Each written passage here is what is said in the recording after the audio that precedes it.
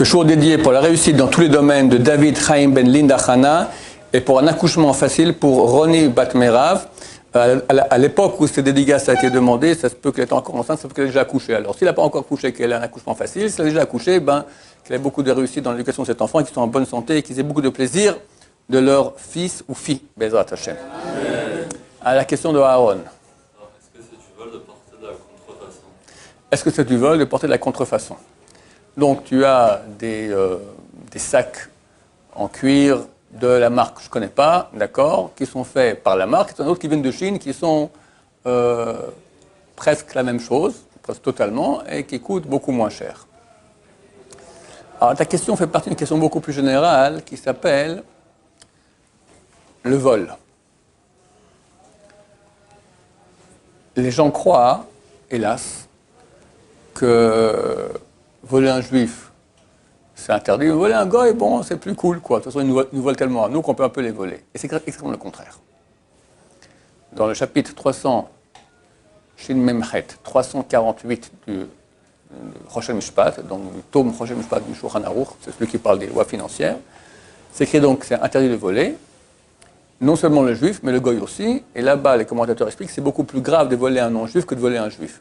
Pas à cause du Chilul Hashem, que les gens vont dire, regarde comment un juif se comporte. Même si jamais personne ne saura que le juif, il a volé. C'est beaucoup plus grave, pourquoi? Parce que c'est un impact spirituel très grand. Il y a la sainteté et il y a la non-sainteté. Lorsque un juif va voler un non-juif, la non-sainteté vient exiger un retour de flux spirituel équivalent à la valeur du vol. Donc le type, il a volé des sous-sous qui ne valent rien du tout, et on lui donne une réalité spirituelle beaucoup plus forte. Ça rallonge la galoute, ça donne de la force à nos ennemis, c'est terrible. Donc c'est beaucoup plus grave de voler un non-juif que de voler un juif. Maintenant, est-ce que porter la contrefaçon, c'est du vol, oui ou non? Alors il faut savoir qu'on a un principe qui s'appelle Din Malchut Adina. La loi du pays fait force de loi. Quelqu'un me pose la question aujourd'hui, est-ce qu'il peut profiter d'une carte de parking handicapé, d'un copain handicapé, pour aller parquer lui, en prenant pas la place d'un handicapé, d'accord? Ou quelqu'un d'autre m'a posé une question, les mutuelles, je sais pas, les lunettes, des tas de trucs, des magouilles, des trucs comme ça, que tout le monde fait. Les goïms, surtout les non-juifs, d'accord, je dis. D'après la loi, c'est permis, interdit. La loi fait office de loi. La loi française fait office de loi. C'est quand elle ne fait pas office de loi, quand elle va contre la Torah.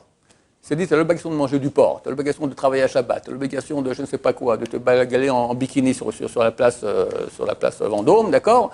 Alors là, on leur dit, allez vous faire voir, nous on a un Dieu qui est au-dessus de vous. Et pour ça, beaucoup de Juifs sont morts, Kiddush Hashem, sont morts dans toute l'histoire, en sanctification du nom de Dieu, parce qu'ils ont refusé de faire ce que ces États, lorsque les États allaient contre la Torah. Si ce n'est pas contre la Torah, c'est l'État qui fixe des lois pour que l'État normal fonctionne bien. Bien que tout le monde magouille, tout le monde vole, ok, la loi est la loi. Eux, ils voleront, eux, ils magouilleront. Nous, on doit suivre la loi du pays. Donc si, il faut voir, j'imagine que la contrefaçon, c'est interdit, non? Alors c'est interdit.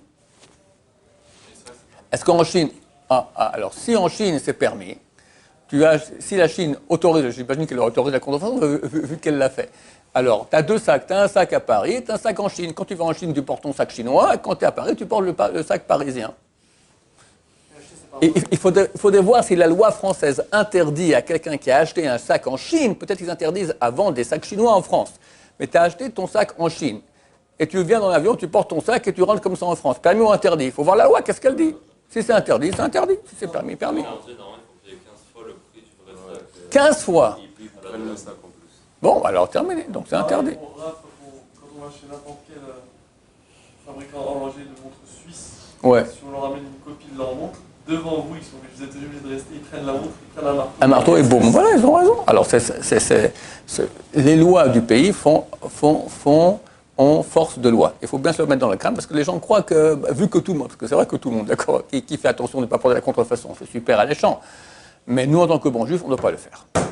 Même si ça ne se saura pas, même s'il n'y a pas Chilul Hashem. Si Chilul Hashem après ça se cesse, c'est encore pire. Les gens vont dire, regarde comment les juifs se comportent, d'accord? Que Christian ou un autre comme ça, il fait ça, bon, c'est comme tout le monde. Mais quand on attrape un juif, on le dit, d'accord? On voit son nom. C'est Chilul Hashem, c'est une profanation du nom de Dieu, c'est extrêmement grave. Mais même sans ça, par le simple fait que tu vas contre la loi du pays, si ce n'est pas une loi qui va contre la Torah, tu es obligé d'écouter. En Israël, il y a une question.